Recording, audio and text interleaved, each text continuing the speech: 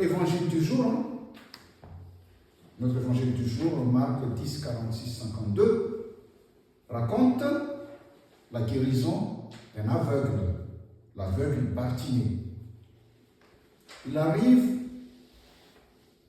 Jésus arrive à Jéricho avec ses disciples. C'est la dernière étape avant son arrivée à Jérusalem. C'est la dernière étape avant son entrée triomphale à Jérusalem, en fait. Le dimanche qui rame aussi pour lui. Il n'est plus très loin. Il se trouve à environ une trentaine de kilomètres au nord-est de la ville de Jérusalem. Ce passage de Jésus à Jéricho fait écho à ce qui est mentionné en Josué chapitre 6, qui raconte la prise de Jéricho par le peuple d'Israël. Le peuple d'Israël dirigé par Josué après la mort de Moïse, en fait. Jéricho représentait le dernier obstacle avant l'entrée en Canaan, la terre promise. Et les premiers chrétiens ont fait le rapprochement entre l'activité comme sauveur de Jésus et celle de Josué, qui a conduit le peuple d'Israël vers la terre promise. Le texte dit qu'à la sortie de la ville, l'aveugle Bartimée était assis au bord du chemin, en train de mendier. Le verbe utilisé est un imparfait. Et cet imparfait-là, l'imparfait utilisé ici, marque un passé qui dure. Le verbe à l'imparfait marque un passé qui dure. Cela sous-entend que Bartimée, l'aveugle, était assis à l'endroit où il se trouve depuis longtemps. Ce qui est tout à fait évident. Car étant aveugle, il ne peut pas s'orienter seul sur le chemin. À l'époque, il n'y avait pas encore ni les cannes blanches, ni les chiens guides d'aveugles, ni les guides sonores que nous avons actuellement. Bartimée doit donc demeurer le long de la route, là où il y a le plus de passages pour récolter de quoi vivre, pour mendier. Bartimée, en regardant l'évangile de Marc, Bartimée est le seul handicapé qui n'a pas immédiatement demandé de la guérison. Quand il a vu Jésus, il n'a pas demandé sa guérison, malgré son handicap. Sa première demande est une repentance. Il a dit, Jésus, aie pitié de moi.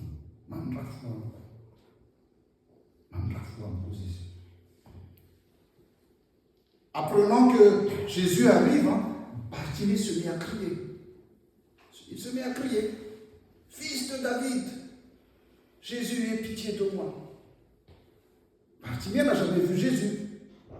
Il a juste entendu parler de lui. Mais il a foi en lui.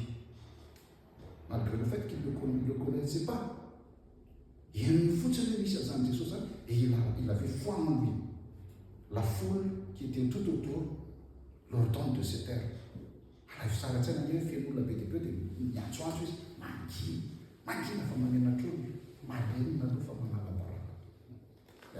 Ça peut être comme ça.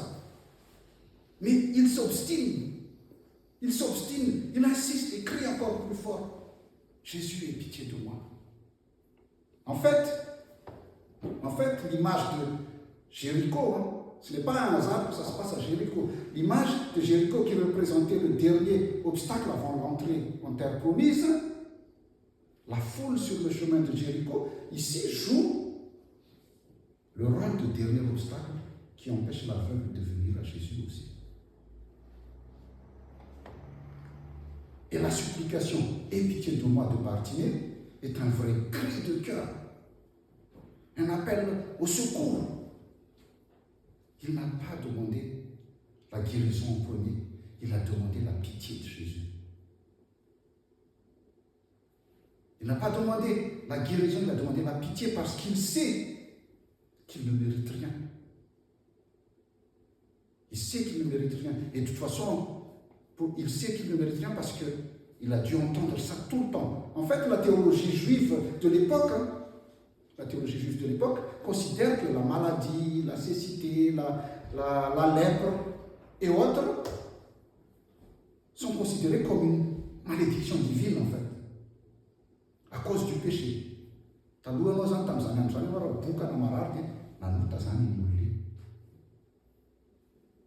Et dans sa requête, Bartimée se reconnaît pécheur et il se repent.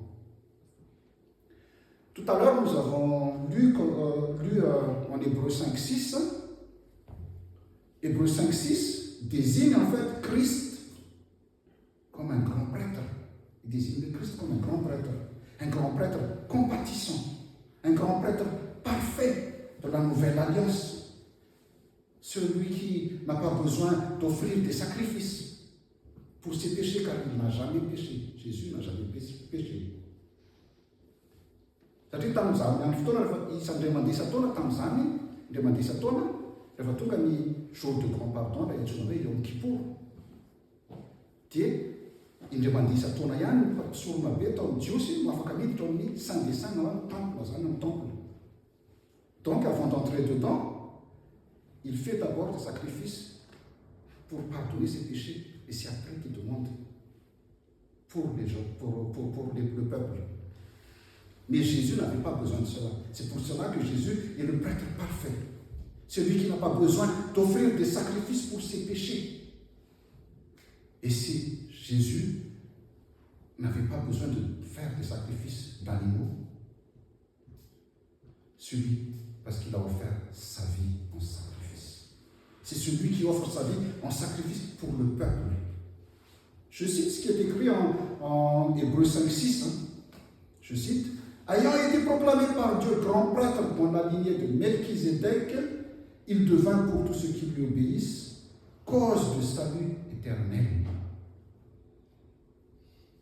En fait, Melchizedek, on n'entend pas beaucoup dans le texte, dans la Bible même. Si ma mémoire est bonne, il a dû être cité 3 fois dans la Bible, avec Abraham et dans les psaumes, et ici. Melchizedek, en fait, veut dire tout simplement roi de justice. C'est 2 mots hébreux qui disent Melech, qui veut dire roi, et Tzadik, qui veut dire justice. Melchizedek veut dire tout simplement roi de justice. Jésus est le roi de justice. Jésus est aussi le nouveau Josué. Et Josué, en hébreu aussi, c'est une variante du mot Jésus, Yeshua. Josué, c'est la même chose, c'est la même racine. Il est aussi le nouveau Josué, le guide qui rassemblera le peuple de Dieu et qui les dirigera vers Jérusalem, la ville de paix. Jérusalem veut dire tout simplement la ville de paix. Jérusalem, en hébreu, Jérusalem de 2 mots, Ir qui veut dire ville, et Salem qui veut dire la paix. Et il est le nouveau David, le roi qui régnera éternellement. Il est celui qu'il faut suivre. C'est Jésus qu'il faut suivre. Je fais juste une petite remarque sur le mot ville de paix. Jérusalem, oui, Jérusalem. Il ne faut pas interpréter Jérusalem, ville de paix, comme une ville qui ne connaîtra jamais la guerre. Parce qu'on sait ce qui se passe là-bas maintenant. Mais il faut considérer la ville de paix considérée comme une ville, la ville où Jésus rétablira la paix entre Dieu et les hommes. C'est pour ça qu'on appelle Jérusalem ville de paix. C'est la ville où Jésus rétablira la paix entre Dieu et les hommes en mourant sur la croix. Et cela, si on revient dans le texte d'évangile, et cela, Bartimée l'a bien compris. Il sait que celui qui passe devant lui, c'est le Messie, le roi de justice. C'est celui qui passe devant lui. Et il prend l'initiative de l'appeler. Malgré les gens qui veulent le faire taire, il ne se laisse pas décourager. Ce qui est remarquable dans cette histoire, en fait, de guérison, ce qui est remarquable dans la guérison de Bartimée, c'est qu'il n'y a pas eu ni de geste, ni d'imposition des mains, ni de paroles de guérison de la part de Jésus.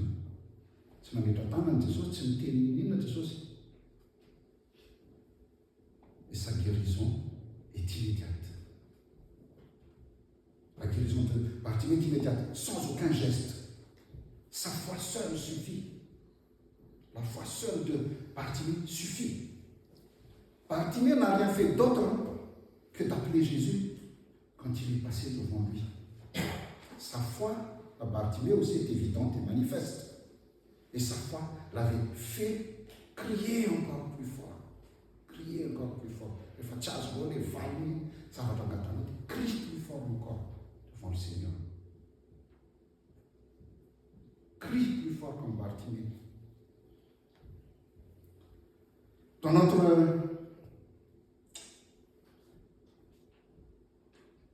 cheminement de la foi, comme Bartimée, quand Jésus l'appelle, il abandonne tout. Il jette son manteau. Il jette tout, il lâche tout.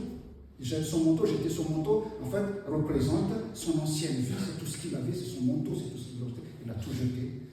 Il va et il suit Jésus. Dans notre cheminement de foi, il se peut que nous allions aussi devenir dérangeants pour certaines personnes. Et beaucoup de gens vont essayer de nous faire taire. Nous allons devenir dérangeants pour certaines personnes de notre entourage. Et restons fermes dans notre foi. Plus on vous essaiera de vous faire taire, plus vous devez crier plus fort encore votre foi en Jésus. Comme Bartimée, parce que nous sommes aujourd'hui le dimanche de la Réformation, comme Bartimée, Martin Luther aussi. Martin Luther était lui aussi devenu dérangeant par les dirigeants, pour les dirigeants de l'Église de son époque. Et ils ont essayé de le faire taire. Ils ont essayé de faire taire Martin Luther. Mais si Martin Luther n'a pas insisté, on n'en serait pas là aujourd'hui. Je vous raconte brièvement ce qui s'est passé avec Martin Luther. Le 31 octobre 1517, parce que le vrai jour de la Réformation, c'était le 31 octobre. Mais nous, l'Église fête cela le dernier dimanche d'octobre. Le 31 octobre 1517, le moine Martin Luther a placardé sur les portes de son église de Wittenberg, en Allemagne, ses 95 thèses. En fait, ce que Luther a fait était une pratique universitaire courante à l'époque. On affiche publiquement ses idées pour que chacun puisse les lire et alimenter ainsi les débats. Mais pour Martin Luther, le choix du 31 octobre 1517 n'est pas anodin, parce que c'est la veille de la Toussaint. Luther a choisi ce jour car il savait que le lendemain, beaucoup de fidèles allaient venir pour vénérer les reliques. Vous savez ce que c'est les reliques? C'est-à-dire des restes humains de personnes déclarées saintes. C'est une pratique très courante à l'époque de Luther, au temps de Luther. À cette époque-là, en fait, les gens avaient peur du purgatoire. De purgatoire. Et l'Église de l'époque avait besoin d'argent. L'Église ayant besoin d'argent pour financer la construction de la basilique Saint-Pierre à Rome, s'est donc mise à vendre des indulgences. Ce qu'on appelle les indulgences, en fait, si vous voulez, pour simplifier la chose, c'est une sorte de passeport pour le ciel. Voilà, tu peux rentrer au ciel, tu sors du purgatoire. C'est une sorte de passeport vers le ciel. Et les dirigeants de l'Église disaient à l'époque que aussitôt que l'argent tombe dans la caisse de l'Église, l'âme s'envole du purgatoire. C'est ce qui s'est passé.